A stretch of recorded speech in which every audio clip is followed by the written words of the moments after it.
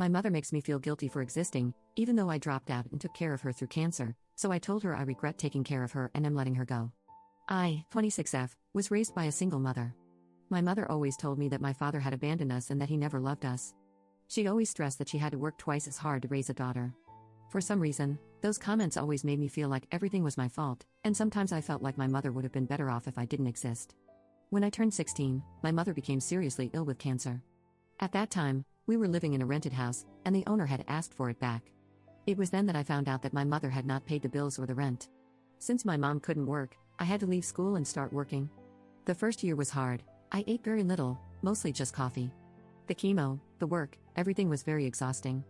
Even so, I never regretted taking care of my mother. I felt like it was the least I could do after she sacrificed everything for me. After a while, my mother overcame cancer, and I decided to resume my mandatory studies. At first, my mother did not agree. She told me things like, "It is humiliating that you finish your studies when I was never able to do so because I had to take care of you." At first, I thought her words made sense, but my boyfriend encouraged me to finish them. Now, in this last year, my boyfriend has encouraged me to go to university. He even told me that I could take out a loan to pay for it and put him as the executor, given his very good salary.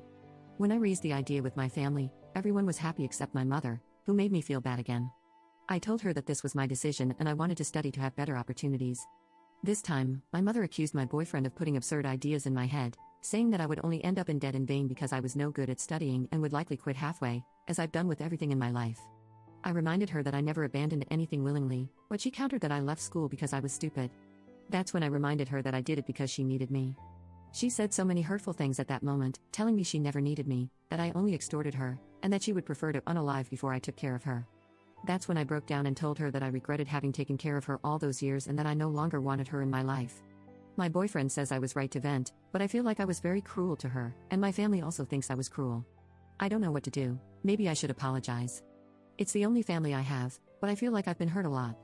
Update 1. Hi everyone, a lot has happened in these past 3 months, and I'm now slowly getting my emotions and thoughts in order. After the fight with my mother, I decided to move in with my boyfriend. During the time I lived with my mother, I took care of expenses such as electricity, water, food, and rent. I told my mother that I would help her for 2 months while she looked for a job, and then she would have to fend for herself. However, I decided to cut that agreement short after finding out that she had done something horrible. I talked to my partner about what I said here, and he agreed with some of your comments about my mom being a narcissist and that she had done something to make my father leave us. You were right. I tried to investigate, but it was difficult since no one wanted to give me an answer. That is, until my mother's sister, who was a little interested, offered to take me to someone who might know about my father, in exchange for money. Finally, she connected me with a sister of my father, and I was able to meet him. Our first conversation was via video call, and he was happy to hear from me. I discovered that my father always sent money to my mother for me and that he sent me gifts at Christmas and birthdays, gifts that my mother passed off as coming from her. I also found out that he is married, and I have a 16-year-old brother and an 8-year-old sister. He also extended an invitation to his wedding, but because of my mother, I never received it. When I asked him how he met my mother, he told me a pretty horrible story. They met on my father's sister's birthday. It should be noted that my mother was 20 and my father was 16. My mother got my father to drink and then forced herself on him. He says he doesn't remember much about that night, because he deleted that horrible memory from his mind. She became pregnant after that night, and my maternal grandparents demanded that he marry my mother, but he disliked her.